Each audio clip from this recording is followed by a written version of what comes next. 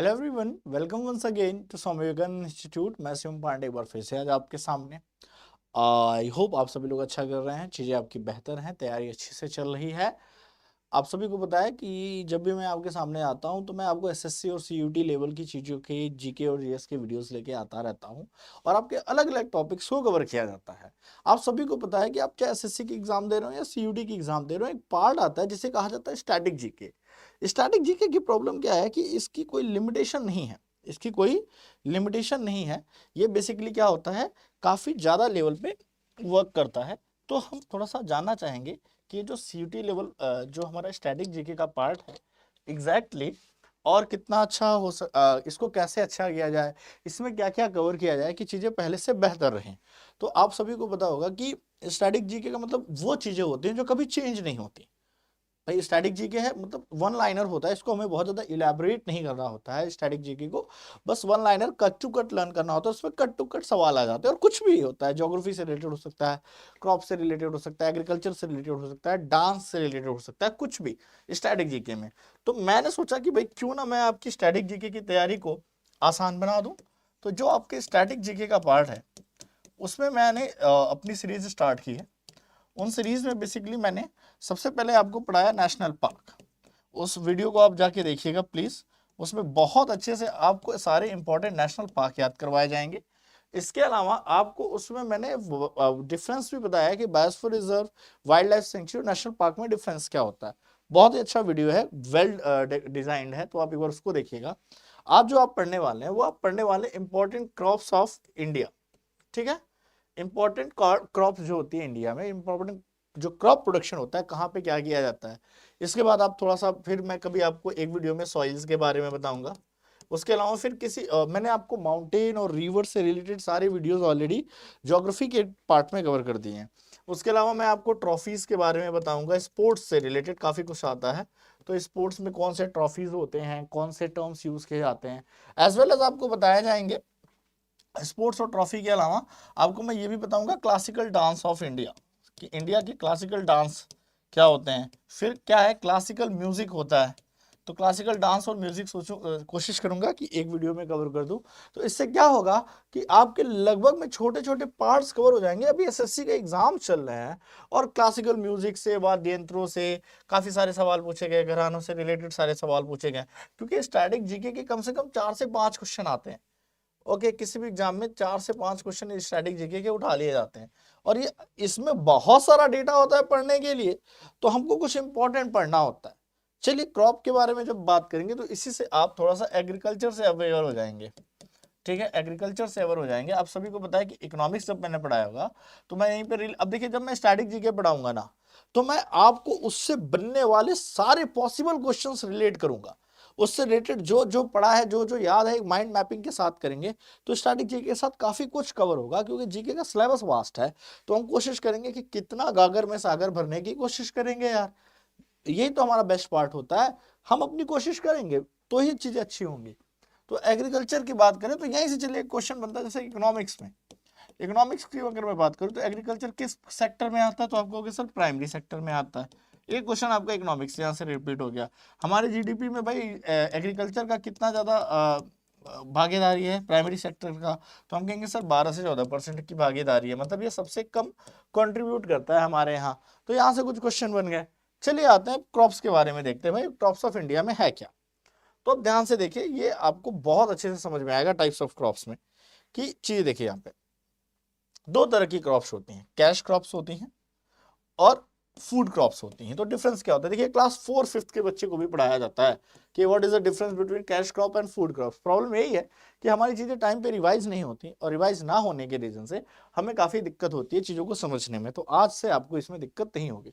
तो types of crops की बात करेंगे कैश क्रॉप की, तो आप कहेंगे that people grow to sell and to eat use for themselves, मतलब मैक्सिमम चीजें इसमें वो उगाई जाती हैं जो सेलिंग के प्रोसेस से, नाम से ही पता चलता है कैश क्रॉप, जहां पे इंसान पर्सन प्रॉफिट अर्न करने की सेल के लिए उगाता है, खाने के लिए बहुत ज्यादा इसका मैटर नहीं करता। रादर देन ऐसी फसलें जो बेसिकली खाने के लिए पहले उगाई जाती हैं, बचे तो बेच दी जाएंगी। देखिए शुगर केन, कितना खाओगे यार शुगर केन, कॉटन, टोबैको, अब टोबैको की बात करें, कॉटन की बात करें, शुगर केन की बात करें, तो कोई एक फैमिली जो जितना ज्यादा उगाती है उसका उतना ज्यादा यूज कर ही नहीं सकती, क्योंकि इसको प्रोसेस करना पड़ता है। जो शुगर है, शुगर को आप घर पे प्रोसेस बहुत ज्यादा नहीं कर सकते, ना कॉटन को ना टोबैको को। तो ये तरह की कैश क्रॉप्स हो गई। तो देखिए वही लिखा है कि वह फसल जिसे लोग बेचने के लिए उगाते हैं, ना कि खाने के लिए। ठीक है, गन्ना, कपास, तंबाकू, तो ये हिंदी इंग्लिश मिक्स है, तो आपको बाइलिंगुअल है, किसी को कोई शिकायत नहीं होगी। फिर बात करेंगे कि crops that are not meant for the human consumption, जो कि ह्यूमंस के कंजप्शन के लिए बनाई गई हैं। अब इससे पहले आपको बताने की जरूरत नहीं है, व्हीट, मेज, राइस, पल्सेस, जो कुछ भी आप खाते हैं, जो कुछ भी आप खाते हैं, वो किस में आ जाएंगे भाई? वो आ जाएंगे फूड क्रॉप में। इजी लग रहा है? इजी है तो लगना ही चाहिए। आगे बढ़ते हैं। अकॉर्डिंग टू द सीजन, अब भाई क्रॉप्स क्या होती हैं? सीजन वाइज होती हैं। तीन सीजन की हमारे यहाँ क्रॉप्स होती हैं। क्या होती हैं? आप सभी को पता है कि एक राबी होती है, एक खारिफ की क्रॉप होती है, और एक जैद की भी क्रॉप बोली जाती है। ठीक है, तो हम तीनों को देख लेते हैं वन बाय वन। पहले हम बात करेंगे खारिफ। खारिफ क्रॉप या खारिफ की फसलों की बात कीजिए तो sown in the June July when the rain first begins. Monsoon season, सीधी बात है, खरीफ कब है? Monsoon season. अब भाई अभी ये बारिश का सीजन चल रहा है, जाइए और आसपास देखिए कि कौन सी पैडी की क्रॉप, तो भाई धान की खेती तो आपको दिखेगी राइस की। इसके अलावा और कौन सी क्रॉप लगाई जाती है? जो मक्का खाते हैं, मेज, वो है भाई ज्वार, बाजरा। आप कहोगे सर ये सब जो मेर, ज्वार और बाजरा है, मेज, ज्वार और बाजरा है, ये ज्यादा बारिश में अगर रेनफॉल बहुत ज्यादा हो जाए तो इनकी ग्रोथ तो होती नहीं है। जी हाँ, आई एग्री विथ यू, इनकी ग्रोथ बहुत अच्छी नहीं। जैसे वो एक होती है जो आप मकर संक्रांति में तिल खाते हैं, तिलहन, वो जो तिल खाते हैं आप मकर संक्रांति में, बड़ा फेमस होता है ये थोड़ा सा, या दालें जितनी होती है, दलहन की बात की जाए, दलहन, दलहन का मतलब जो दालें होती हैं बेसिकली, जैसे आप अरहर की दाल खाते हैं, ठीक है, ये सब दालें, मसूर की दाल जो खाते हैं आप, ये बेसिकली वही जाते हैं। मैं किसानी मैंने में भी की है ठीक ठाक, तो मुझे आइडिया है। तो भाई ये कैसे ग्रो होते हैं? क्योंकि सर पैडी को तो बहुत ज्यादा बारिश की रिक्वायरमेंट। तो देखिए यार, हमें पता है कि इंडिया में बारिश इक्वल नहीं है। आपको वेस्टर्न घाट ईस्टर्न घाट जब पढ़ाया, मॉनसून कभी पढ़ाऊंगा तो आपको उसमें आइडिया लग जाएगा कि इंडिया में बारिश क्या है, इक्वली डिस्ट्रीब्यूटेड नहीं है। तो जो एरिया राजस्थान वगैरह का होता है, जैसे अब राजस्थान की बात करें तो वहाँ मक्के की रोटी, ज्वार की रोटी, बाजरे की रोटी क्यों फेमस है? पंजाब वगैरह के एरिया, जिन जगहों पे हैवी रेनफॉल नहीं होती है, वहां क्या होता है, जहां पे भाई बारिश हार्डली 50 to 80 सेंटीमीटर हो रही है, वहां पे ये फसलें आसानी से उग जाती हैं। इसी सीजन में हल्की बारिश, इनको बहुत हल्की बारिश चाहिए होती है। वहीं पैडी को हैवी बारिश होती है, इसलिए साउथ इंडिया और वेस्ट बंगाल के केसेस में ये ज्यादा बेटर होता है पैडी की क्रॉप। ओके, तो इसे कहते हैं भाई कि जो भी मानसून सीजन में उगाया जाए, जो भी मानसून सीजन में आप देखते हैं, उसे आप खारिफ की फसलें कह दीजिएगा, ये आसान चीज है। इनकी कटाई कब होती है? सितंबर से लेके अक्टूबर के बीच में, क्योंकि अक्टूबर में खेत खाली होते हैं, और अक्टूबर लास्ट या नवंबर की स्टार्टिंग में ही विंटर की क्रॉप, जो वीट की क्रॉप होती है, वो मैक्सिमम उगाने के लिए लोग स्टार्ट हो जाते हैं।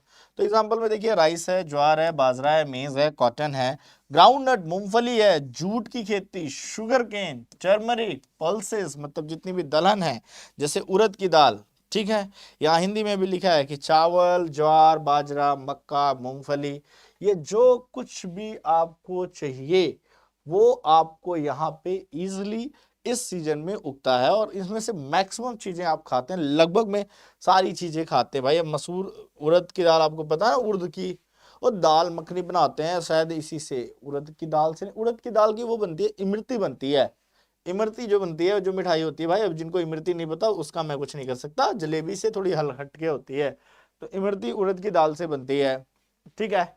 तो यहाँ से होता है। दाल मखनी में तो वो पता नहीं क्या यूज करते हैं एग्जैक्टली, मुझे नहीं याद आ रहा, ठीक है। तो खरीफ क्रॉप को बेसिकली आप इस तरह से बीजेपी, जीएसटी, सीएमएसआर ऐसे याद रख लीजिए ये खरीफ क्रॉप, क्योंकि पूछा जाता है कि निम्न में से कौन सी, which of the following is a part of kharif crop, तो याद होना चाहिए।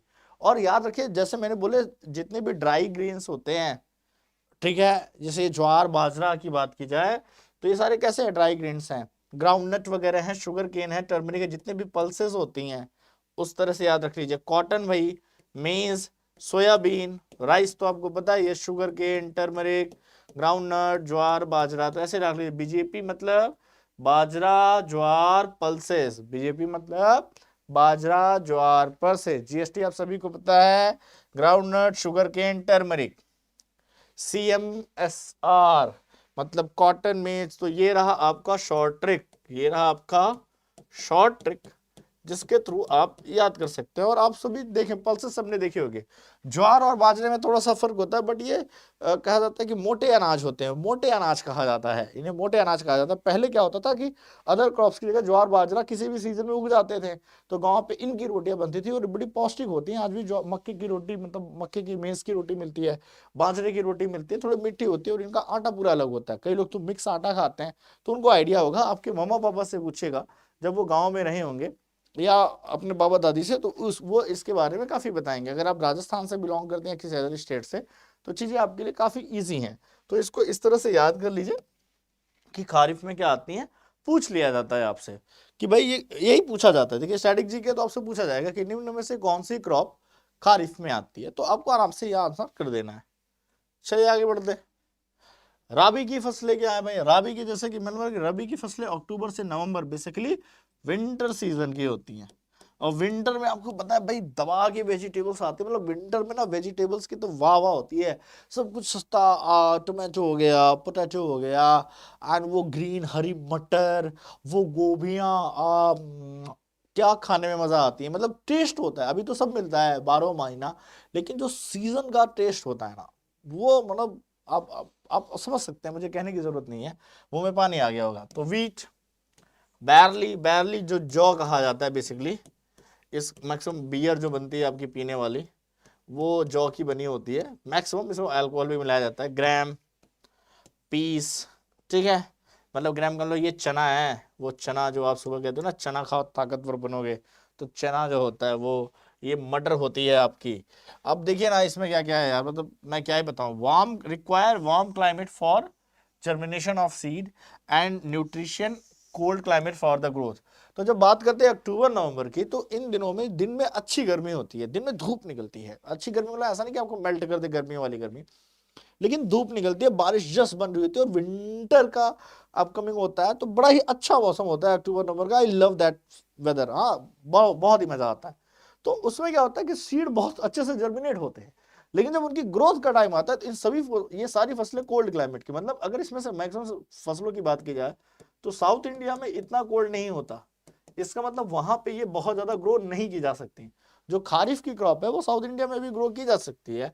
लेकिन राबी की क्रॉप की बात करें, स्पेशली वीट, तो वीट के लिए तो माना जाता है कि भाई अच्छी खासी ठंडी पड़े, पाला ना पड़ जाए, बाकी ठंडी अच्छी पड़े तो वीट की क्रॉप अच्छी होती है। चना हो गया, मटर है, जौ है, आलू है, टमाटर, प्याज, तो चलो ठीक है भाई। मसूरे हैं, तिलहन, भाई तिलहन में जैसे कि ये रेपसीड है, सूरजमुखी है जो आप तिल खाते हैं, तिल या सरसों, ठीक है, सरसों की खेती, हाँ सरसों उगाई जाती है, सरसों, मस्टर्ड ऑयल। भाई सबको पता है, मतलब जो यूपी बिहार से लोग होंगे उनको पता होगा कि घरों पे आज पे भी मस्टर्ड ऑयल, आजकल सोयाबीन और फॉर्चून चलता है, लेकिन फिर भी मस्टर्ड ऑयल की जो डिमांड है वो अलग है। कई लोग कहते हैं कि भाई जो मस्टर्ड ऑयल का चिकन या नॉनवेज होता है वो अलग होता है, उसकी एक अलग सुगंध होती है, उसकी मतलब पूड़ियाँ लोग नहीं प्रेफर करते, बाकी सब्जियों में मस्टर्ड ऑयल या तड़का या छौंका लगाना पसंद करते हैं, तो मस्टर्ड की बात अलग होती है, ठीक है। तो एग्जाम्पल में wheat, oat, gram, pea, barley, potato, tomato, onion, oil seed like rapeseed, sunflower, sesame, mustard. तो भाई इस तरह से भी आप याद रख लीजिए इंग्लिश हिंदी बोथ में। इसके बाद हम इसकी एक ट्रिक बताएंगे, उससे भी आप लर्न कीजिए, हालांकि ये ऐसे पता होना चाहिए, ठीक है। तो यहाँ पे क्या होगा, आपको पता चल गया कि ये राबी की क्रॉप है। आई होप आपको अभी खारिफ और राबी में डाउट नहीं होगा, क्योंकि इससे बेटर आपको और कुछ समझने की जरूरत नहीं है, ये अपने आप में एनफ है आपके लिए। चलिए आगे बढ़े। देखिए ये रहा रबी गॉट प्राइस wb.com, रबी गॉट प्राइस wb.com। तो यहां से याद रखिए got price wb.com, G for gram, O for oats, T for tomato, P for potato and P, R for, फिर आपको क्या हो गया भाई, आप कहेंगे कि सर इसके अलावा W फॉर वीट हो गया, B फॉर बैरली हो गया, ठीक है। ये देखिए काबुली चना, चिकपी, काबुली चना, भाई छोले खाते हो दिल्ली वाले दबा के, वो कुलचे, अमृतसरी छोले, मसाला छोले, whatever the chole use, तो काबली चने का छोले तो भाई हम भी खाते हैं, बड़े मजे आते हैं खाने में, मम्मा बनाते तो मत कहिए। अनियन, मस्टर्ड, तो देखिए भाई वही चीजें हैं। बड़ी सारी फसलें हैं, ये सारी पूछी जाती हैं, इससे पिछले जो स्लाइड पे थी ये सारी पूछी जाती हैं। तो इस तरह से आप इनको याद रखें, जितना याद रखेंगे चीजें उतनी आसान हो जाएंगी आपके लिए। और स्टैटिक है और मजेदार चीज है, आपको पता होना चाहिए, थोड़ा जनरल सेंस में, नहीं सारे लेकिन थोड़ी सी मुझे लगता है क्रॉप की नॉलेज होनी चाहिए यार। मतलब आप खा रहे हैं, आपको ये नहीं पता चल रहा है किस सीजन में है, तो क्योंकि 12 सीजन मिल रहा है आजकल, तो फिर तो आम बात है, पहले सीजनल सब्जियां मिलती थी। आते हैं जैद, जैद की फसलें कई जगह केवल राबी और खारिफ पढ़ाई जाती हैं। मैंने कई तरह की एनसीईआरटी की बुक्स में भी देखा, 4th 5th की बुक्स में देखा, तो वहां पे केवल राबी और खारिफ पढ़ाई गई, बल्कि हमें जब पढ़ाया गया तो जैद भी पढ़ाया गया था। तो मैं बड़ा आश्चर्य में था कि ऐसा क्यों, फिर मैंने कहा हो सकता है कुछ रीजन हो, फिलहाल जो टेक्स्ट बुक में पढ़ा दीजिए, पर बच्चों को बताना जरूरी है कि जैद भी एक तरह की फसल होती है, क्योंकि जो 2-3 महीने का आपका गैप आता है वो इसी में आता है। तो भाई grown between March and April, भाई ये गर्मी में जो जब से हॉट सीजन होता है ना उसी में उगाया जाता है। मार्च और अप्रैल की गर्मी आपको पता है ना काफी हैवी होती है, उसमें इसको उगाया जाता है। और इसमें वो जो जितने भी कहते हैं कि जिनको पानी की कम जरूरत होती है, वो आप कहते हो ना खीरा कांकर खाते हो ना भाई, खीरा कांकर, या जिसे आप कहते हो क्यूकम्बर, क्या कहते हो, क्यूकम्बर, वाटर मेलन, ये सारे क्या है देखिए, क्यूकम्बर, लेडी फिंगर मतलब भिंडी, याद रख लीजिएगा भाई, इस तरह से आपको सब्जियों के नाम भी याद हो जाएंगे हिंदी इंग्लिश में। बिटर गॉर्ड मतलब करेला, करेला का देखिए भाई इंग्लिश नेम क्या है, बिटर गार्ड। पंपकिन, कद्दू, कद्दू की सब्जी खाई होगी, थोड़ी मीठी होती है, काबुली चने के साथ बनाई जाती है। वाटरमेलन आप सभी को पता है, तरबूज।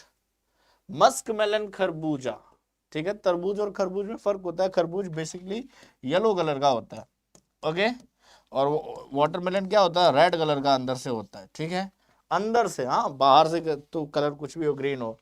चिली, ये जो भाई मिर्च है, बोलने पे भी लोगों को मिर्च लगती है। टोमेटो का देखिए भाई सीजन दिया है, उसमें दोनों सीजन में दिया है, तो डिपेंड करता है कहाँ कहाँ पे।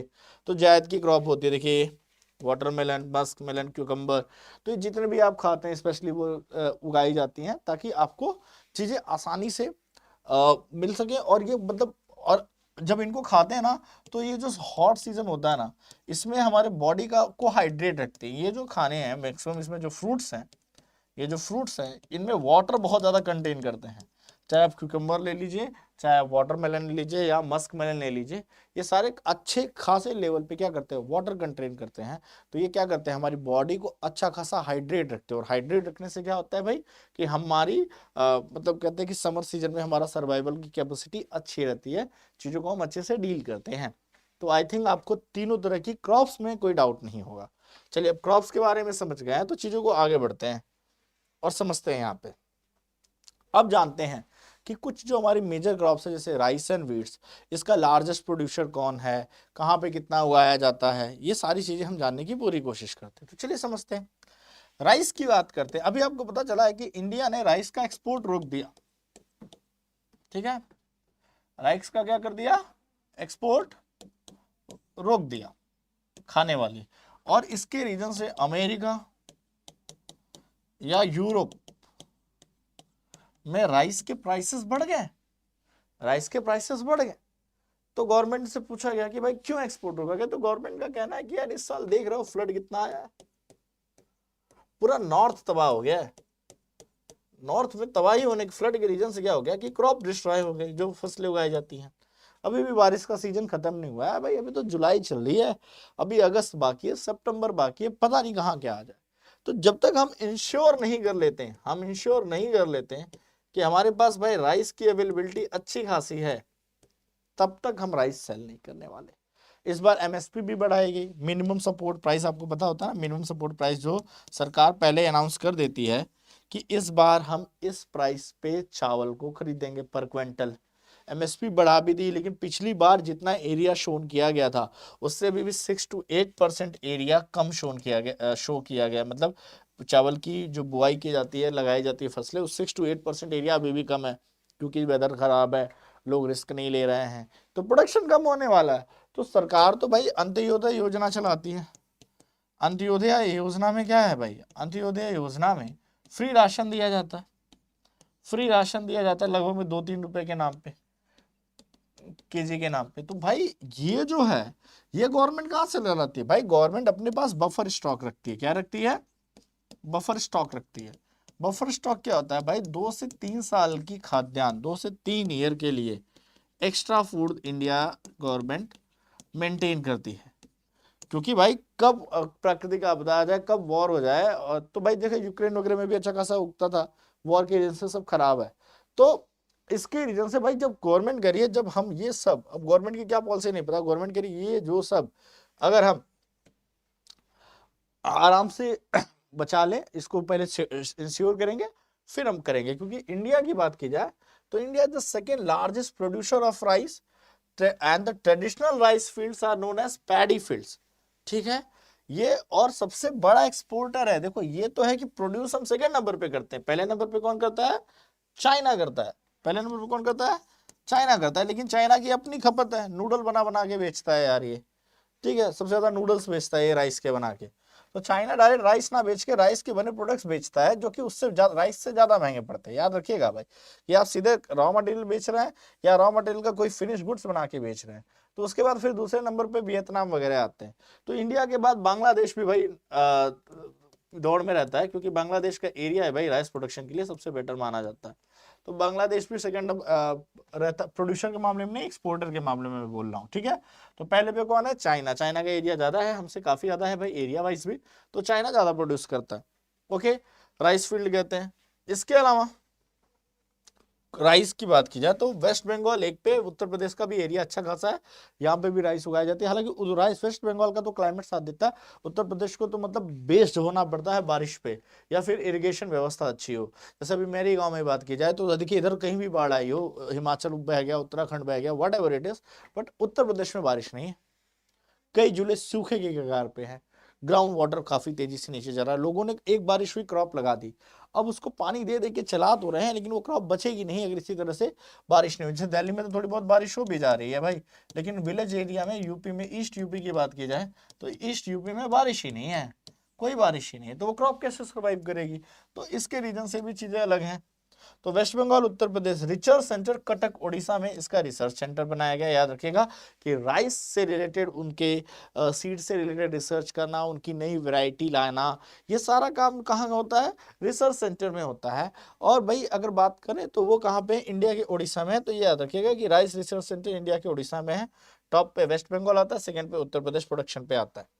ठीक है, फिर बात करेंगे वीट की। वीट की बात करेंगे, सेकंड मोस्ट इंपॉर्टेंट क्रॉप है इंडिया की, इसे रॉबी की क्रॉप कहते हैं। क्योंकि देखिए चावल क्यों हमारे यहाँ उगता है? चावल को नॉर्थ में भी उगाया जाता है और साउथ में भी उगाया जाता है, क्योंकि चावल के लिए जो क्लाइमेट है, मानसून है, लगभग में नॉर्थ और साउथ में बराबर आता है, और सीजन नॉर्थ और साउथ का बराबर रहता है। लेकिन जब आप बात करेंगे विंटर सीजन की क्रॉप की, तो विंटर साउथ में ना के बराबर होती है, बड़ा ही नॉर्मल टेम्परेचर होता है। इसका मतलब वहां पे उस सीजन भी क्या उगाते हैं? वो राइस उगाते हैं। जो टेम्परेचर वहां का है वो किसके लिए सूटेबल है? राइस के लिए। क्योंकि अब वहां का स्टेपल डाइट हो गया, राइस क्या हो गया? स्टेपल डाइट हो गई उस एरिया की, वेस्ट मतलब ईस्टर्न घाट से वेस्टर्न घाट तक चले जाओ और साउथ तक चले जाओ। तो इसका मतलब वहां पे जितने भी फूड प्रोडक्ट होंगे वो मैक्सिमम किसके बने होंगे? राइस के बने होंगे। इसीलिए जो डोसा वगैरह आप खाते हो, डोसा, इडली, सांबर, वो क्या होते हैं? राइस के आटे के बने होते हैं। क्योंकि भाई राइस ज्यादा हो रहा है तो वो व्हीट बाहर से खरीद के क्यों लाएंगे? वो राइस के ही प्रोडक्ट बनाएंगे, जिसकी यहाँ जो ज्यादा उगता है वही खाना, इसलिए वहां के खाने का तरीका अलग है। तो किसी भी चीज की, किसी भी जगह का कल्चर, खाना, व्हाइट ड्रेस क्यों पहनते हैं तमिलनाडु में ज्यादा लोग? क्योंकि गर्मी इतनी ज्यादा पड़ती है यार, तो व्हाइट ड्रेस चीजों को रिफ्लेक्ट करता है। तो किसी भी जगह का खाना और पहनावा, वहाँ का कल्चर, वहाँ की ज्योग्राफी से रिलेटेड है। वो उसको धर्म और रिलीजन मत बोलिए। आ जाएंगे जम्मू कश्मीर में तो क्या वो धोती कुर्ता पहन के ढूंढेंगे? नहीं भाई, तुमको कोट जकाटा पहनना पड़ेगा ना। क्यों? क्योंकि ठंडी बहुत ज्यादा है। ठीक है, वो राइस नहीं उगा सकते वहां पे। तो ज्योग्राफी डिसाइड करती है वहां का ड्रेस सेंस और फूड, धर्म डिसाइड नहीं करता। धर्म अलग चीजें डिसाइड करता है, खाना और पहनावा ज्योग्राफिकल फीचर डिसाइड करते हैं, क्योंकि जो वहां सूट करे, जिससे लोगों को रहना, सर्वाइवल करना इजी हो। ओके, मैं ये कहना चाहता हूं। तो ठीक है, India is the second producer of wheat. अच्छा भाई, इंडिया मोस्ट सेकेंड इंपॉर्टेंट है, इंडिया सेकेंड प्रोडक्शन पे है व्हीट पे। ठीक है, टॉप कंट्री में यहाँ पे भी चाइना है। तो भाई चाइना हमसे हर जगह आगे। उसका ये रीजन नहीं क्योंकि टेक्नोलॉजी बहुत ज्यादा डेवलप है, उनका भाई लंबा वर्किंग एरिया हमसे ज्यादा है। जब एरिया ज्यादा है तो भाई एरिया के अकॉर्डिंग प्रोडक्शन करेंगे। पर हेक्टेयर आप इतना ज्यादा प्रोडक्शन नहीं बढ़ा सकते कि किसी कंट्री का एरिया कंपीट कर दे भाई। चाइना 4/5 पे आता है, आप 7th पे आते हैं लार्जेस्ट में कंट्रीज के, ठीक है। तो इसके रीजन से ये चीजें चेंज होंगी, ठीक। तो भाई विश्व भर में गेहूं का दूसरे, फिर भी हम सेकंड पे हैं, ये बड़ी बात है, ठीक है। और करनाल हरियाणा में भाई देखिए, जब ग्रीन रिवोल्यूशन स्टार्ट हुआ, ग्रीन रिवोल्यूशन की स्टार्टिंग की जाए तो ग्रीन रिवोल्यूशन भाई स्टार्ट हुआ किसके रिगार्डिंग, खेती के रिगार्डिंग। और आपको पता है कि ग्रीन रिवोल्यूशन 1962 में तीसरी पंचवर्षीय योजना में स्टार्ट किया गया था, लेकिन ये फेल हो गई थी बिकॉज ऑफ वॉर। तो फिर लेट 1966 में जब स्टार्ट हुआ तो इसका सबसे बेटर फायदा उठाया वेस्टर्न यूपी। किसने, वेस्टर्न यूपी, पंजाब और हरियाणा, पंजाब और हरियाणा। ये एरिया एग्रीकल्चर के मामले में इतना डेवलप हुआ कि जैसे लगता है पूरा ग्रीन रिवोल्यूशन यही निकल गया। मैक्सिमम ग्रीन रिवोल्यूशन का हिस्सा आपको वेस्टर्न यूपी, मेरठ वगैरह के इलाकों में, आगरा के इलाकों में, और फिर कहाँ चला जाएगा, पंजाब और हरियाणा। तो पंजाब के मतलब करनाल हरियाणा में क्या है, वीट का रिसर्च सेंटर है, ठीक है। टॉप पे है उत्तर प्रदेश, सेकंड पे आता है मध्य प्रदेश। ऐसा माना जाता है कि मध्य प्रदेश क्वालिटी वाइज, लोग कहते हैं कि मध्य प्रदेश के वीट की क्वालिटी अच्छी होती है। तो जैसे वो नहीं कहते आशीर्वाद आटा, मध्य प्रदेश के चुनिंदा गेहूं से बना हुआ आटा, इस तरह से कहते हैं लोग। ऐसा नहीं कि मतलब बहुत ज्यादा डिफरेंस होता है, लेकिन ये बस एक रिसर्च सेंटर के अकॉर्डिंग या क्वालिटी वाइज ये लोग कहते हैं। तो उसी तरह का ऐड करते हैं कि मध्य प्रदेश के चुनिंदा गेहूं से बना हुआ आटा आशीर्वाद आता, माँ के हाथ की रोटी, मतलब ऐसे इमोशनल एडवर्टाइजमेंट डालते हैं। तो आज जानते हैं आजकल आशीर्वाद आटा काफी बिकता है, ठीक है। तो पंजाब हरियाणा और वेस्टर्न यूपी में इसका इफेक्ट पड़ा। Dilbagh Singh Athwal, father of wheat revolution in India. भाई देख लीजिएगा, green revolution Verghese Kurien, that's the different thing, कि वो ग्रीन रिवोल्यूशन का वो पैटर्न लेके आए। लेकिन अगर पूछा जाए कि फादर ऑफ व्हीट रिवोल्यूशन, तो देखिए दिलबाग सिंह अठवाल, नाम से भी ये पंजाबी लग रहा है। I am not so sure ये पंजाब के हैं या नहीं, हो सकता है पंजाब या हरियाणा में से कहीं के हो। तो इसका रीजन है कि भाई ये उसके रिवोल्यूशन माने जाते हैं। आपको पता है कि पंजाबी लोगों ने कनाडा के लोगों को खेती करना सिखाई है। अब कनाडा के पास लैंड की कमी नहीं है, वहां पे एक ग्रास लैंड आता है प्रेरीज। कौन सा ग्रास लैंड आता है, प्रेरीज। अब प्रेरीज ग्रास लैंड की बात की जाए तो प्रेरीज ग्रास लैंड कहाँ पे है, नॉर्थ अमेरिका में है। नॉर्थ अमेरिका में, नॉर्थ अमेरिकन आइलैंड में है, जो कि अमेरिका और कनाडा के बॉर्डर पे आता है। तो ये वर्ल्ड का सबसे ज्यादा वीट प्रोड्यूस करने वाला ग्रास लैंड है। तो इस तरह से भाई अमेरिका के लोगों को भी, कनाडा के लोगों को भी, पंजाबी लोगों ने, हमारे यहाँ के पंजाबी कम्युनिटी ने उनको खेती सिखा दी। नहीं तो उनकी लैंडें तो ऐसे बंजर थी, तो इन्होंने खेती सिखाई अच्छी खासी कि भाई गेहूं कैसे उगाते हैं। और क्योंकि वहाँ ठंडे प्रदेश हैं और ठंड में वीट अच्छा खासा उगता है, तो कम से कम वीट के मामले में वो सेल्फ डिपेंडेंट हो गए। लेकिन बारिश वाला क्लाइमेट वहाँ पे नहीं है, तो धान उगाने के लिए क्लाइमेट नहीं है। इसीलिए अमेरिका में प्रेजेंट टाइम में जो धान की बोरी $17 में मिल जाती थी, आज वो $34 में मिल रही है। और उसके लिए भी महामार मची हुई है। वहां पे भारतीय कम्युनिटी को भाई चावल तो चाहिए ही चाहिए। कौन सा इंडियन है जो चावल नहीं खाता, चावल ना मिले तो खाना अधूरा है। तो जानते हो कि इंडियंस तो चावल के लिए मार कर दे, ठीक है। आते हैं कॉटन पे। कॉटन की बात की जाए तो ये पहले तो भाई आप सभी को पता है कि बचपन से पढ़ाया जाता है कि ब्लैक सॉइल होनी चाहिए, हाईली वाटर रिटेंटिव सॉइल, ठीक है। मतलब बारिश बहुत ज्यादा इसके लिए नहीं चाहिए, नॉर्मल बारिश के लिए इट्स ओके, ठीक है। Cotton is the tropical and सब ट्रॉपिकल खारिफ क्रॉप। ट्रॉपिकल और सब ट्रॉपिकल का मतलब अगर आपको ना समझ में आए तो भाई ऐसे बना लीजिए ग्लोब, इसे कह दीजिए इक्वेटर। ये क्या है, इक्वेटर 0 डिग्री, और फिर चले जाइए ये 22.5 डिग्री नॉर्थ और 22.5 डिग्री साउथ, और फिर 66.5 डिग्री, ठीक है, ये 66.5 डिग्री चले जाइए। अब आप कहेंगे कि ये जो रीजन है 0 से 22.5 नॉर्थ और 22.5 साउथ, इसे ट्रॉपिकल कहते हैं। भाई क्या कहते हैं, ट्रॉपिकल कहते हैं। मतलब इन कंट्रीज में तो कॉटन उगाया ही जाएगा। और सब ट्रॉपिकल का मतलब ये हिस्सा जो मतलब आप कह सकते हो कि टेम्परेट जोन, हालांकि इसे हम कहते हैं टेम्परेट जोन कहते हैं, ठीक है। तो इन हिस्सों में, थोड़ा सा इस हिस्सों में कॉटन उगाया जा सकता है।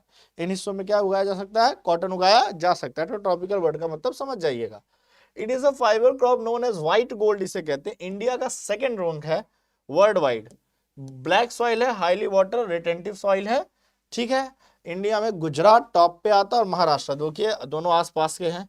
खास बात क्या है, यहाँ पे सबसे ज्यादा ब्लैक सॉइल पाई जाती है। क्यों ब्लैक सॉइल पाई जाती है, क्योंकि यहाँ के जो पेरेंट रॉक है ज्योग्राफी का पार्ट है। पेरेंट रॉक है वो कैसे थे, वॉल्केनिक इरप्शन से बने थे, और वॉल्केनिक इरप्शन से बने हुए जो होते हैं रॉक वो बेसिकली क्या होते हैं, इग्नियस रॉक होते हैं, और igneous rock basically black colour में की सॉइल को क्रिएट करते हैं। तो इस तरह से आप कह सकते हो कि देखिए भाई थोड़ा सा ज्योग्राफी भी कवर हो गया सर, कि पेरेंट रॉक इनके वॉल्केनिक इरप्शन से बने हैं, इसलिए वहाँ की सॉइल क्या है, ब्लैक सॉइल है। रिसर्च सेंटर नागपुर महाराष्ट्र में है। जब भी आप महाराष्ट्र में एंटर करेंगे, इस यहाँ पे भी देखिए चाइना टॉप पे, तो जहाँ पे इंडिया सेकंड में है वहाँ पे चाइना टॉप पे है, तो फर्स्ट और सेकंड में आप देख सकते हैं, क्योंकि चाइना की भी जियोग्राफी लगभग में वहाँ पे ट्रॉपिकल रीजन का कुछ हिस्सा ट्रॉपिकल रीजन में उसका भी आता है भाई। तो इसके रीजन से क्या है कि वो भी अच्छा खासा उगा लेते हैं। पंजाब हरियाणा के पास भी कपास उगाया जाता है, ठीक है। तो ऐसा नहीं कि कपास की खेती भाई, साउथ में भी अच्छी खासी कपास की खेती की जाती है। साउथ का तो वेदर ही बड़ा फेमिलियर है कपास की खेती के लिए। तो आप कह सकते हो यहाँ से सर कि मतलब इजी हो गया, लर्न कर लीजिए। तो यहाँ पे नागपुर महाराष्ट्र में इसका है, काली मिट्टी है, यह एक रेशे वाली फसल है, इसे सफेद सोना कहा जाता है, ठीक है। विश्व भर में कपास के उत्पादन में सेकंड है। मिट्टी का प्रकार काली, अत्यधिक जल धारण क्षमता करने वाली है। रिस्टेव का मतलब जो देखिए वाटर के हर एक सॉइल की ना वाटर होल्डिंग कैपेसिटी होती है, जिसे पर्कुलेशन रेट कहते हैं। आई थिंक पर्कुलेशन रेट जैसा कुछ पढ़ाया गया होगा। पर्कुलेशन रेट का मतलब कि कौन सा सॉइल सब कितना ज्यादा वाटर होल्ड करता है। जैसे डेजर्ट सॉइल की बात करें तो उसकी पर्कुलेशन रेट बहुत कम होती है, पानी डालो निकल जाएगा। लोमी सॉइल की बात करो तो वो एकदम होल्ड करके रखेगी, मारेगी, कचरा बना देगी। और लेकिन ब्लैक सॉइल की बात है कि ठीक ठाक होती है, जितना पानी उसको चाहिए उतना रख के बाकी निकाल देती है। तो इस तरह से पर्कुलेशन रेट इसका क्या होता है, अच्छा होता है। तो इस तरह से रिटेंटिव सॉइल होनी चाहिए। कैसी सॉइल रिटेंटिव होनी चाहिए, वाटर रिटेंटिव, कि भाई नमी बनी रहे। लेकिन फूल लगने के बाद अगर क्रॉप में फूल लग गए और उसके बाद बारिश हो गई तो फिर वो फूल खराब हो जाता है, ठीक है। चलिए, जूट भाई गोल्डन फाइबर कहा जाता है जूट को। जूट को क्या कहते हैं, गोल्डन फाइबर कहते हैं। और अच्छी बात क्या है इसकी कि ये केवल इंडिया और बांग्लादेश में उगाया जाता है, इंडिया और बांग्लादेश। और इंडिया के बांग्लादेश में, इंडिया में भी कहाँ पे भाई, वेस्ट बंगाल, उड़ीसा, और ओडिशा तो अब तो ORISH कहा जाता है भाई, इसकी स्पेलिंग के लिए माफ कीजिएगा, ये थोड़ा सा नाम चेंज है इसका, और बिहार। यही 3 स्टेट है बेसिकली जो इसमें इंडिया, बट द हाईएस्ट, तो इंडिया टॉप पे है। लेकिन एक्सपोर्ट कौन करता है सबसे ज्यादा, बांग्लादेश। जैसे प्रोडक्शन के मामले में इंडिया का एरिया ज्यादा है, तो भाई हम करेंगे नो डाउट। इसका रिसर्च सेंटर कोलकाता में ही मिलेगा, याद रखिएगा, वेस्ट बंगाल में, ठीक है। देखिए मैंने, अच्छा देखिए आसाम को भूल गया, बिहार और असम, ठीक है। तो यही एरिया जो हमारा ईस्ट इंडिया का एरिया है बेसिकली, ईस्ट और नॉर्थ ईस्ट जो आप कहते हैं, वहां पे सबसे ज्यादा हम क्या उगाते हैं, वेस्ट बंगाल है, उसके बाद बिहार और आसाम है। तो वेस्ट बंगाल में सबसे ज्यादा, फिर बिहार, आसाम, थोड़ा सा पार्ट उड़ीसा का, वहां पे इसको उगाया जाता है। और सैंडी एंड क्ले लोम, देखिए 85% of the world jute is cultivated in the Ganga delta. तो आपको पता है कि ये जो गंगा और ये ब्रह्मपुत्र के कहाँ मिलती हैं भाई, मिलती हैं बांग्लादेश में। कहाँ मिलती हैं, बांग्लादेश में। तो ये क्या बनाती हैं भाई, तो एक तो ये बिहार की बात की जाए या वेस्ट बंगाल की बात की जाए तो किस रिवर के किनारे हैं, गंगा मेन रिवर है। तो इसका डेल्टा कैसे बनती है, कई सारी जब रिवर अपने माउथ पे जाती है, ठीक है, और तो वहां पे होती है, ठीक है। As well as West Bengal में भी गंगा रिवर है, और ब्रह्मपुत्र रिवर कहाँ है भाई, आसाम और वेस्ट बंगाल को कवर करती है। तो गंगा ब्रह्मपुत्र डेल्टा रीजन में, जिसमें से 85% अकेले गंगा रिवर का डेल्टा कवर करता है, बाकी का 15% जो आसाम का एरिया और बांग्लादेश का कुछ हिस्सा है वहां पे क्या कवर करता है, ब्रह्मपुत्र रिवर कवर करती है। तो इस तरह से क्या होता है कि ये इसका फॉर्मेशन होता है, इसे गोल्डन फाइबर कहा जाता है। क्या कहा जाता है, गोल्डन फाइबर कहा जाता है।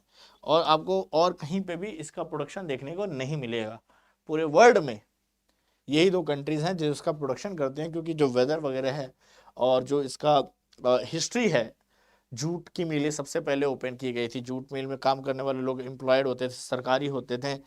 तो जूट मिल में, मेरे गांव के काफ़ी लोग जूट मिलों में काम करते थे और सरकारी एम्प्लॉयज़ थे। तो इससे समझ लीजिए, ठीक है। आते हैं टी की। अब टी की क्रॉप इंडिया की क्रॉप तो नहीं थी, लेकिन बाद में आई। इसे सदाबहार पौधा, एवरग्रीन प्लांट कहते हैं। Mainly grows in the tropical and सब ट्रॉपिकल क्लाइमेट। देख ही सकते हैं क्योंकि इंडिया क्या है भाई, ट्रॉपिकल और सब ट्रॉपिकल क्लाइमेट का जोन ही है इंडिया का। ट्रॉपिकल जोन में आता है, थोड़ा सा अपर का पार्ट सब ट्रॉपिकल हो जाता है। सब ट्रॉपिकल का मतलब एक कंफर्म डिग्री के बाद, ठीक है। Tea is the labour intensive crop and 50% of labour are women. सबसे ज्यादा जो है इसमें लेबर लगते हैं क्योंकि पहाड़ी में सीढ़ीदार खेत होते हैं। अब टी जहां उगाई जाती है वहीं कॉफी उगाई जाती है, जरूरी नहीं। जैसे इंडिया में कॉफी की बात की जाए तो कॉफी का सबसे बड़ा प्रोडक्शन कहाँ पे है, तमिलनाडु में है।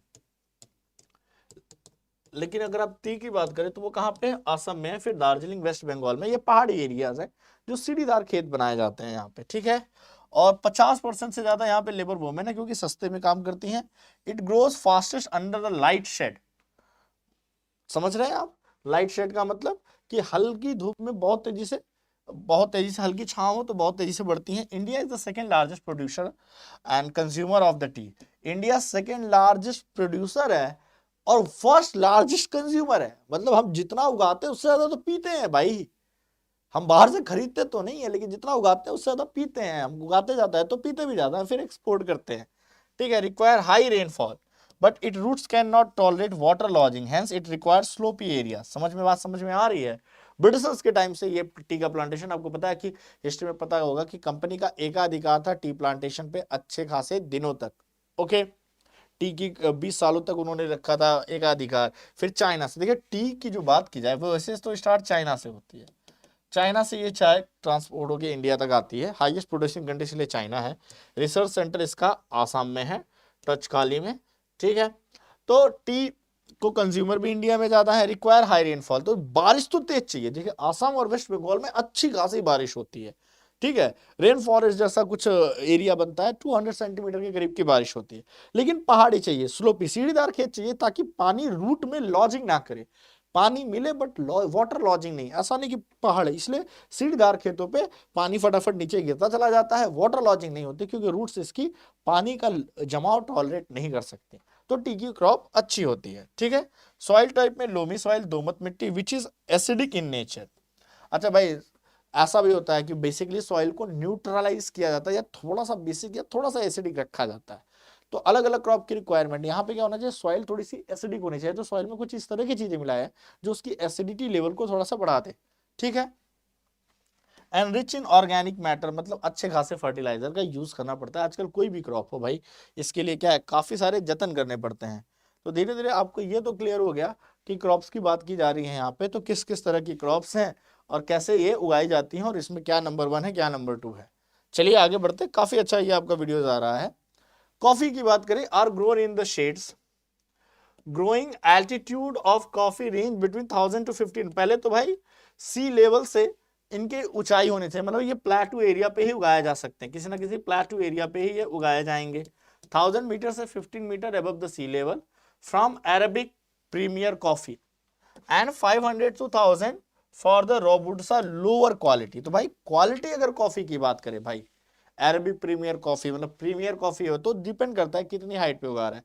अगर आप 5 से 1000 मीटर पे उगा रहे हैं एक छोटे से प्लेटू पे, तो भाई आपको लोअर क्वालिटी मिलेगी।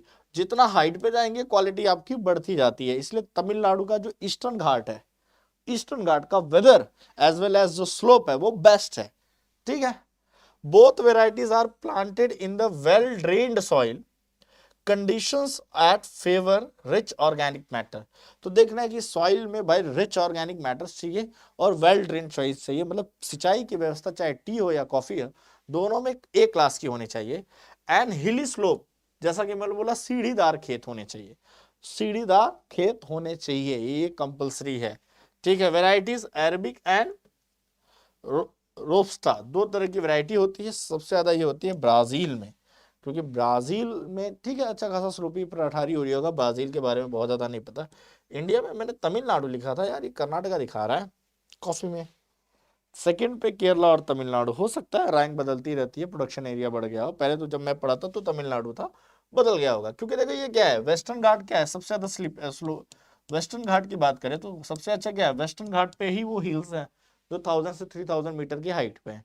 तो वेस्टर्न घाट पे हाइट मिल जाती है। केरला और तब कर्नाटका किस पे आते हैं, वेस्टर्न घाट पे, और ये तमिलनाडु ईस्टर्न घाट पे। तो स्लोपी एरिया आराम से मिल जाता है, बारिश अच्छी खासी मिल जाती है। तमिलनाडु में कम, कर्नाटका और केरला में तो दबा के बारिश में मिलती है।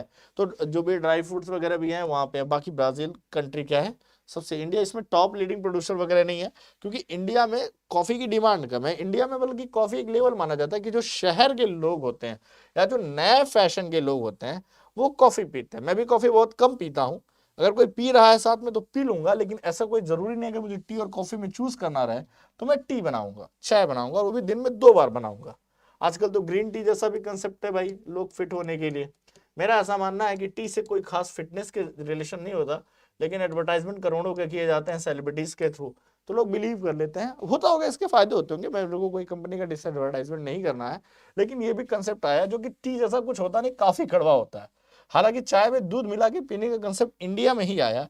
जब भी चाइनीज पीते थे तो चाय को एक तरह का काढ़े की तरह पीते थे, जो कि कई रोगों से बचाता था। तो इसलिए चाइना में चाय का की वैरायटी सबसे ज्यादा आपको मिलेगी, लेकिन वो चाय में दूध नहीं डालते। कई लोग चाय में दूध नहीं डालते, लेकिन इंडिया में अगर चाय में दूध ना डाली जाए तो बोला जाएगा कि किस तरह के गरीब घर के लोग हैं कि दूध नहीं है चाय में डालने के लिए। ठीक है, स्पाइसेस की बात कर लेते हैं। अच्छा, देख लेते हैं कितनी स्लाइड्स है आपकी। या it is going to be long. Okay, it's a large scale, तो हम आज तो फिनिश नहीं कर पाएंगे। तो चलिए एक काम करते हैं, हम इसको यहीं रोकते हैं। अभी कुछ और हम इसके बारे में रिवोल्यूशन वगैरह पढ़ना है। तो हमने कहाँ तक पढ़ा है? कॉफी तक पढ़ा है, ठीक है। तो आज की वीडियो में फिलहाल यहीं पर रोकते हैं। बाकी इस वीडियो को हम कंटिन्यू करेंगे, जिसमें हम पढ़ेंगे कॉफी के अलावा कुछ और क्रॉप्स के बारे में, तो चीजें हमारे लिए आसान होगी।